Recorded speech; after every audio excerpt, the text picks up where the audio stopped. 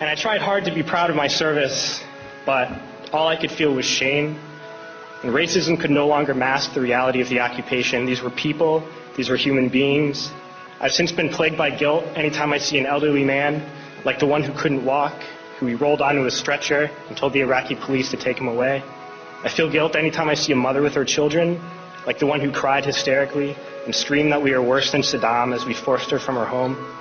I feel guilt anytime I see a young girl, like the one I grabbed by the arm and dragged into the street. We were told we were fighting terrorists. The real terrorist was me, and the real terrorism is this occupation. Racism within the military has long been an important tool to justify the destruction and occupation of another country. It has long been used to justify the killing, subjugation, and torture of another people. Racism is a vital weapon employed by this government. It is a more important weapon than a rifle, a tank, a bomber, or a battleship. It is more destructive than an artillery shell, or a bunker buster, or a Tomahawk missile. While all those weapons are created and owned by this government, they are harmless without people willing to use them.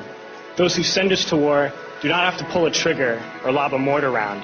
They do not have to fight the war, they merely have to sell the war.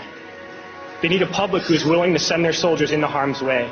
They need soldiers who are willing to kill and be killed without question. They can spend millions on a single bomb, but that bomb only becomes a weapon when the ranks of the military are willing to follow orders to use it. They can send every last soldier anywhere on earth, but there will only be a war if soldiers are willing to fight. And the ruling class, the billionaires who profit from human suffering, care only about expanding their wealth, controlling the world economy. Understand that their power lies only in their ability to convince us that war, oppression, and exploitation is in our interest.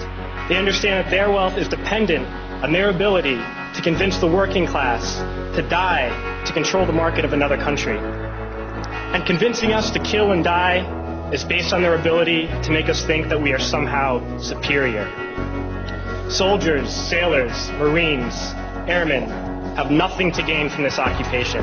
The vast majority of people living in the U.S. have nothing to gain from this occupation. In fact, not only do we have nothing to gain, but we suffer more because of it. We lose limbs, endure trauma, and give our lives. Our families have to watch flag-draped coffins lowered into the earth. Millions in this country without health care, jobs, or access to education must watch this government squander over $450 million a day on this occupation.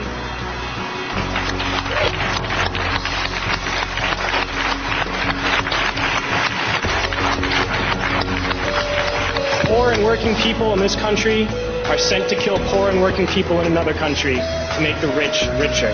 And without racism, soldiers would realize that they have more in common with the Iraqi people than they do with the billionaires who send us to war.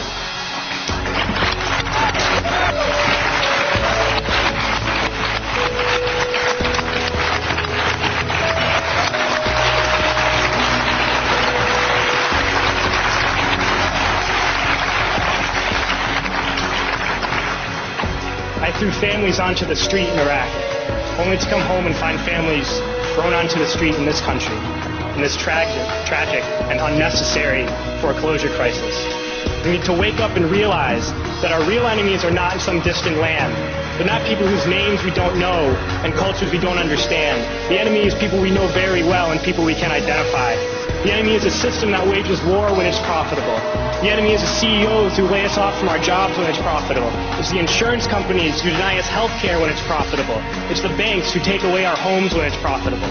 Our enemy is not 5,000 miles away. They are right here at home. If we organize and fight with our sisters and brothers, we can stop this war, we can stop this government, and we can create a better world.